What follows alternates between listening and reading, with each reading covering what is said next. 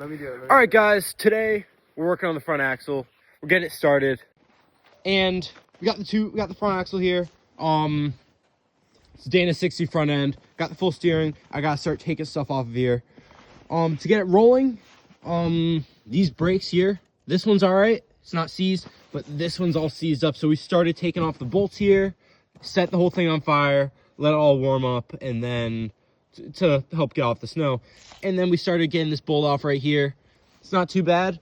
Once we get this brake caliper off and freed up, we're gonna be able to roll it into the garage so we can start cutting some of these accessories off and start getting ready for the full truss. Already got all the bolts off, and I'm gonna get off. So.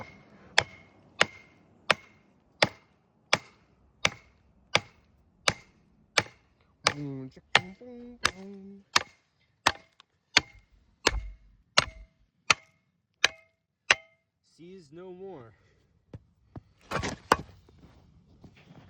Alrighty, got it all off, and let's see if it rolls. We're golden. All right, stop recording. Alrighty, got the full drive shaft and everything, like the axle in the garage. We were able to roll it from over there. Got all the rotors off, or the calipers off, and I took off the rear drive shaft, or the front drive shaft that was on there. And you see something wrong with this yoke? I was gonna try and reuse it, you know, so I don't have to buy a new one, but it's kind of a little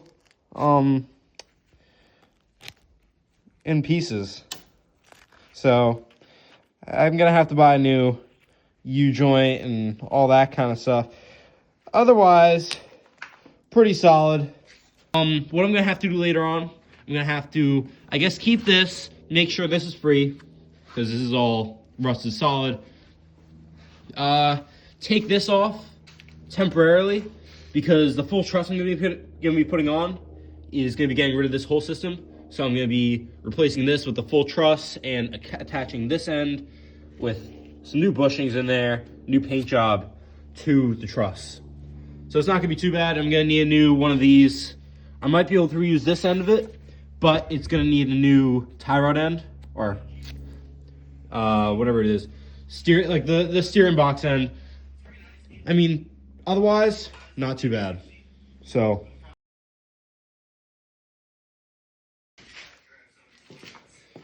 What you doing? Oh, I'm watching Mace Case 3000s. 4 on each side should be alright. Last video. Wow. If you're not watching it, what the hell are you doing? Mace Case 3000 is the new upcoming video person to watch. So you gotta watch him. Yep. Hold on. You gotta. Watch out for the trailer. Alright. You gotta turn on notifications. 36 Super Swampers. Hold on. Fuck. And like the video. Alrighty, now that we've got this axle in the garage, the real question is, how are we gonna turn this rust bucket of an axle with all these fancy doodad things on there, the shock stabilizer, all that kind of stuff? We're gonna turn that into that fancy thing right there. All polished up and painted and real fancy. What's the plan for this? I think, since it just came in the mail today, I start welding the truss on, grind it all down, weld it on, and go from there. And start hanging up on these steering rods. We'll see. Alrighty, time to start opening up the truss. Just got in the box right here. Came in 2 separate boxes. Pretty sweet. This one came yesterday, this one came today. Got my big cleaver here. You know, my part opening cleaver. And I'm just gonna start opening her up.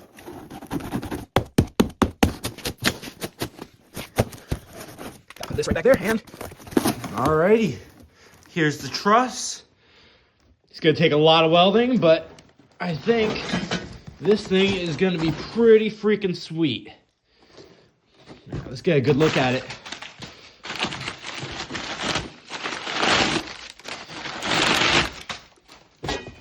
Alrighty, this is one of the pieces, and I would assume, giving no looks at it, that this probably goes around here somewhere like that.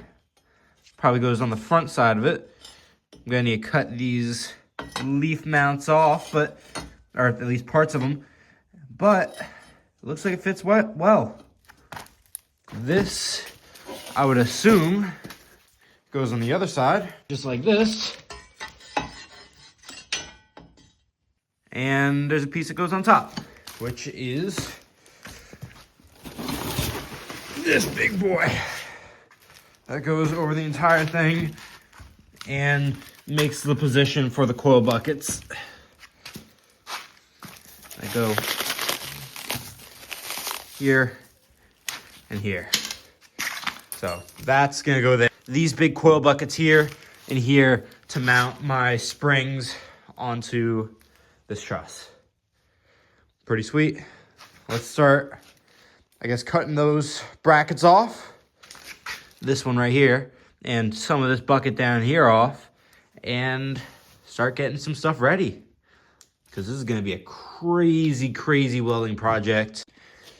Alrighty, got most of that mount number one, the leaf mount, all cut off. Cut the two sides off. I'm going to grind here a little bit and grind here a little bit. Probably going to leave the center because I don't want to deal with all of this, because that's going to be a real pain. Don't want to nick the axle doing all that. But I'm going to flip it over and do this basket under here and cut that off, because it comes with a new mount for that, for a new one of these right here. Makes it real easy. I can just bolt it right into the old one that I got with my new lift ish. It'll be adaptable with my old lift kit for the 4.5-inch lift, converting into a 6.5-inch lift, making it real easy. And I'll be able to install the steering stabilizer right on there as well. So it's gonna be pretty sweet. Alrighty, start cutting off this bottom brace, and now it's just time to hammer it off.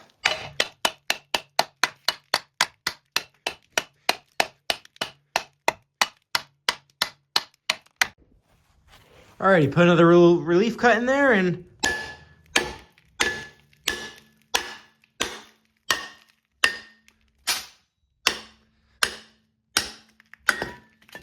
she's off.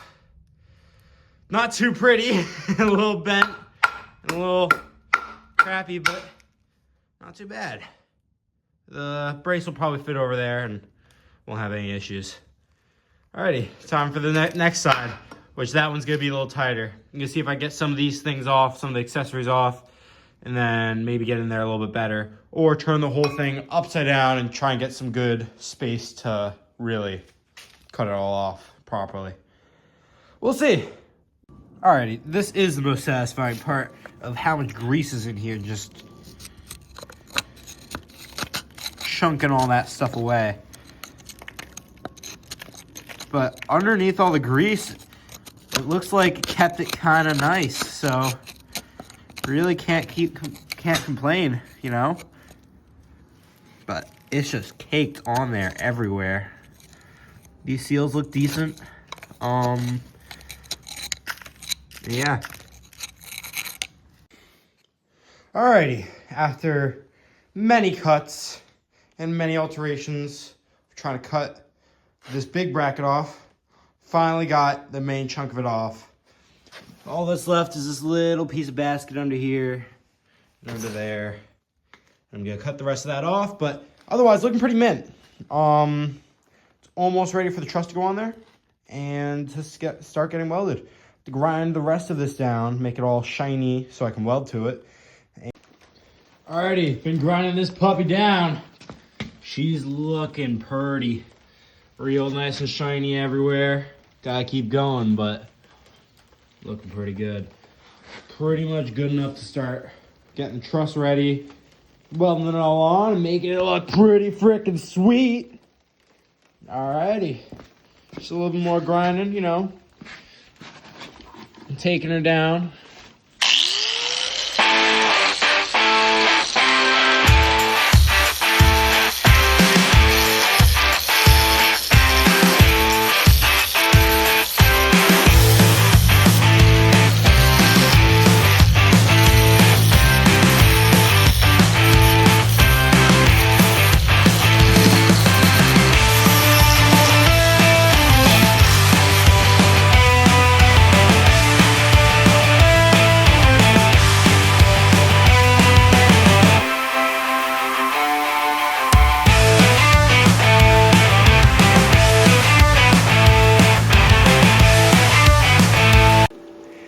time to do the crime.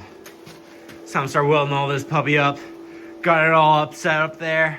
I'm gonna tack all the bottom parts on there so I can line it all up. Take the truss off so I can take weld on the inside, and then I'm gonna get the other side there. Only got one of these on so I can make sure it's in the right place. I'm gonna do the other side later when I have it all lined up a little bit better, but not too shabby.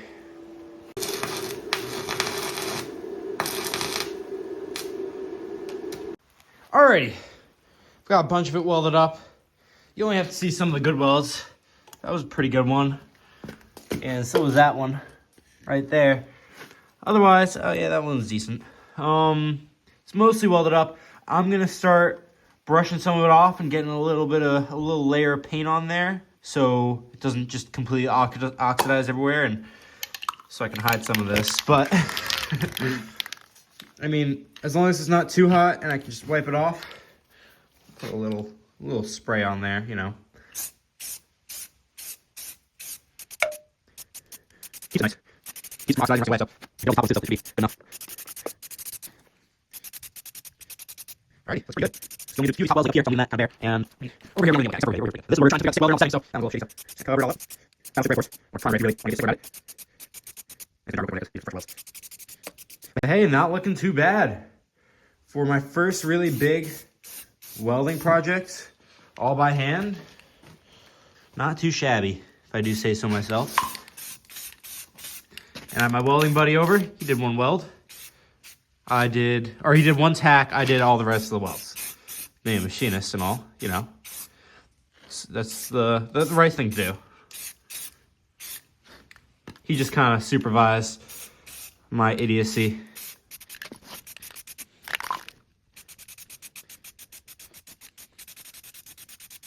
Alrighty, that should be all that.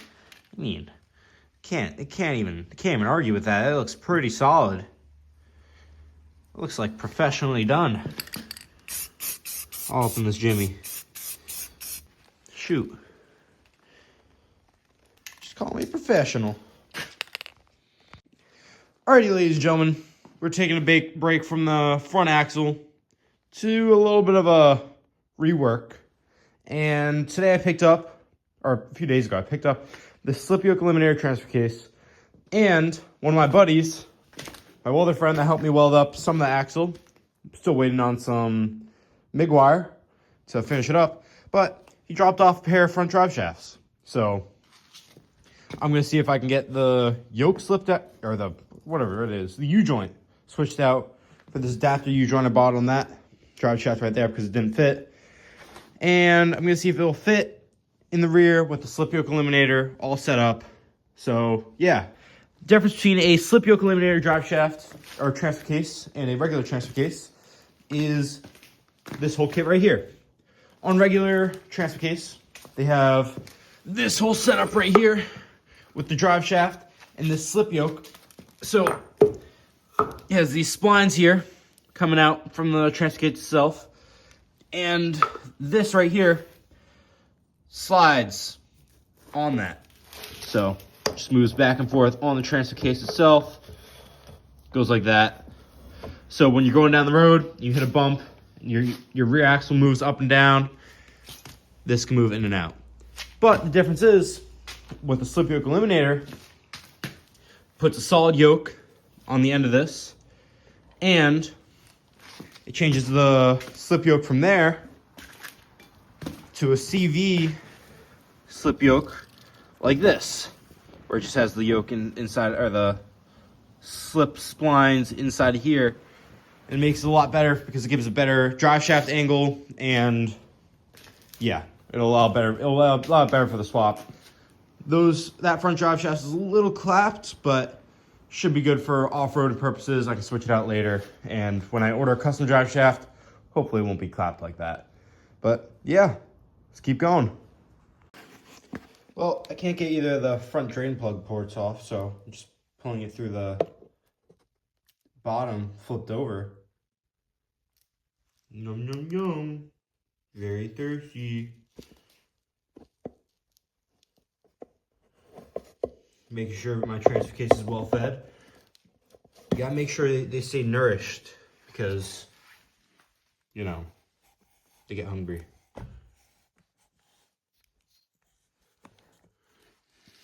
Alrighty. Well, that's most of the ATF I have, so that's probably enough. It's about, what, quart and a half? Said about 3 pints, so probably good. Gonna put the cap right back on there, and hopefully it's solid. I'll go see if I have any more sitting around though, so yeah. Alrighty, I've got this all unbolted, ready to come out, and let's start pulling this baby out. At least I think it's all unbolted. I hope you all can see that.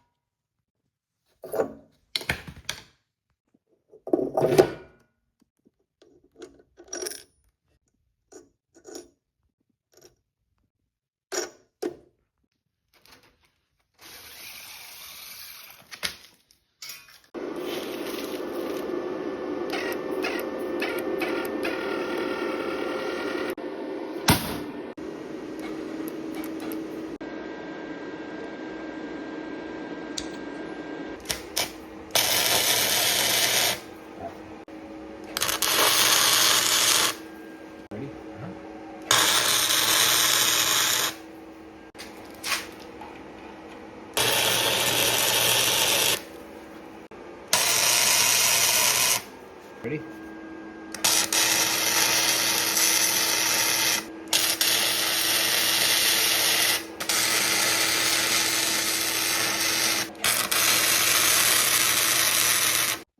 Alrighty, ladies and gentlemen, majority of the welding's done. I think I have one shock tower mount left, but it's just one of these, so I don't need to film that. But everything else is done.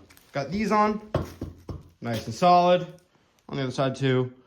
And yeah, that's pretty much everything. Got this all together. Let me put this one in. It's just some bushings. But that's pretty much everything.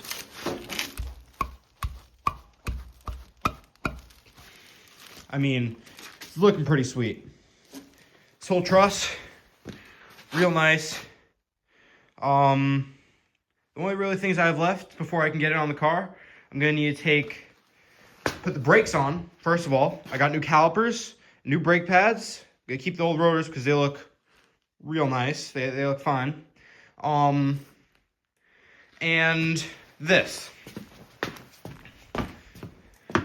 I have this lined up right here. It's the threaded piece to connect this on it, and it seems that these threads are too big because this came off the old axle, and look how big this is. It's not gonna fit. It's not even close. I mean, it just slides right in there. And I'm not just gonna rig it together and weld it all up. So what I'm gonna do, I'm gonna chop this in half. I'm gonna get one of the ones off the car, ones to take off the axle, chop that in half, and weld them together, keep this seam there, so I still can tighten this up. So that'll allow me to keep the classic style of being able to tighten this up using these clamps, and be able to reuse the original one that's on there. So that'll be perfect. It'll all line up perfectly, and yeah, I mean, I've only got a few things left on the checklist before I can really get this thing under the Jeep over there. But let's get them done. Alrighty, after another small O'Reilly trip, I got the right brake pads, and they're looking good. I was able to take it apart for this one and get these rails on, that rail on over there, get these two brake pads and just slide them in on the side.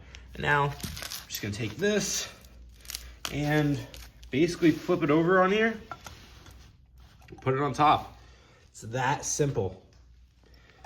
Other than the bolts, but not too bad at all. I'm gonna tighten this up and get it on there. Alrighty, now I've got the Jeep in the garage, the axle right there, and she's ready. Still need to do those brakes, but that'll be a later thing. I can do that while this is all being done. I need to send those out to a shop, maybe get them down a little bit, and I'm gonna see if I can take these down a little bit. It's not a great idea, but I mean, they're already a wear item. It's already gonna go smaller. So it'll make it fit eventually. It's now time to get her all jacked up. Let's see it. Alrighty, got her mostly jacked up. At least on one side, it's a little tall, so I'm gonna need to take off the tire and lower it down like that. But it's jacked up over there, so I'm gonna start taking these off. If I can get back in there. Alrighty, got the tires off, everything like that, and I'm now working on the control arms. Alright, taking apart the sway bar, or the turning thing now. I'm gonna have to cut that in half later on and weld it together with the other one, but looking pretty good. Got the shocks off the top here, and need to take it off the top over there. But otherwise, it's coming along real well. I got this bar, the crossbar off. I'm gonna need to replace, actually, I'm not even gonna need this. This is all gonna be secondary. Look at all that brake fluid though. Little pee bag. Looking pretty good though. Gonna keep it up. Probably gonna have to dump those out and put a cup under them or something like that, but not too bad. All right, ladies and gentlemen, finally got everything detached. I got the axle down on the ground, and holy cow, that was a process. Yeah, it was a bit of a pain, but I finally got it all out and all detached. So it's just time to get that out of there and get that under there. But look at the size comparisons of these things. That little tiny diff, all these kind of stuff. And then look at this. It's like twice the freaking size, man. Holy cow. This is gonna look so sick. You know, some people take their dog for a walk. I take my front end for a walk. Come on, boy. Come on. Come on.